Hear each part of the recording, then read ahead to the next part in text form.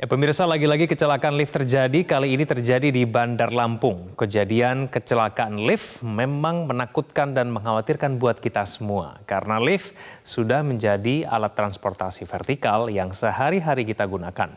Dimanapun kita berada, baik itu di kantor, di mal, tempat hiburan, sekolah, rumah sakit, dan kemudian lain-lain, kita selalu menggunakan lift untuk mempermudah kita sampai di tujuan.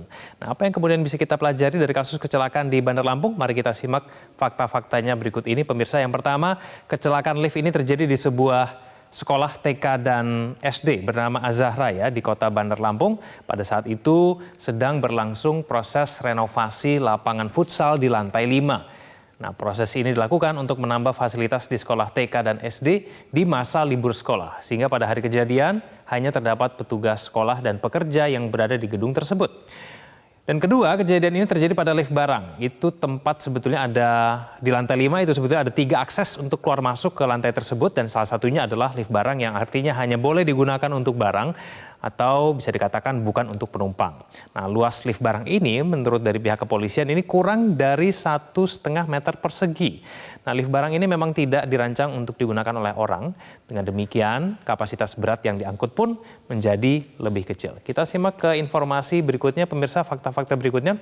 Nah, kita ketahui pemirsa bahwa terdapat 7 korban tewas dan kemudian 2 yang mengalami luka berat, di mana semua korban adalah pekerja bangunan alias tukang yang memang sedang mengerjakan proses renovasi di sekolah Az-Zahra.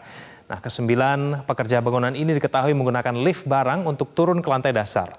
Dugaan kuat jatuhnya lift barang ini disebabkan oleh over kapasitas. Jumlah penumpangnya terlalu berat sehingga lift tidak kuat menahan beban yang sedemikian besar. Fakta berikutnya, pihak sekolah ini tidak langsung melaporkan kejadian ini kepada pihak kepolisian. Pihak polisi justru tahu mengenai kejadian ini dari laporan masyarakat dan rumah sakit yang diketahui menerima korban kecelakaan lift tersebut. Nah, pihak sekolah beralasan kepala sekolahnya pada saat itu sedang syok sehingga memang belum sempat melaporkan kejadian ini. Kita ke informasi berikutnya, pemirsa, fakta-fakta berikutnya. Kasus ini kita ketahui mengundang perhatian oleh sejumlah pihak, khususnya pejabat publik, Disnaker Kota Bandar Lampung, dan anggota DPRD menaruh perhatian serius dan meminta adanya penyelidikan mendalam, khususnya mengenai kondisi lift. Apabila ditemukan adanya unsur kelalaian, baik dalam pengawasan pekerja dan perawatan lift, maka akan ada konsekuensi yang diberikan secara ketenaga kerjaan. Nah, hingga kemarin, polisi sudah melakukan pemeriksaan terhadap 4 saksi, dan hari ini pun jumlah saksi akan diperkirakan akan terus bertambah ya, dan masih mendalami apakah ada unsur kelalaian ataupun adakah unsur pelanggaran pidana dalam kasus ini. Pemirsa, apa yang terjadi pada kota Bandar Lampung ini menambah deretan kasus kecelakaan yang menyangkut lift dalam beberapa waktu terakhir. Sejumlah kejadian lift terjadi tidak hanya di sekolah tapi juga di kantor pemerintahan, mal dan juga bandara. Ada 1 teknisi yang tewas ketika sedang melakukan perbaikan di kantor gubernur di Jawa Tengah.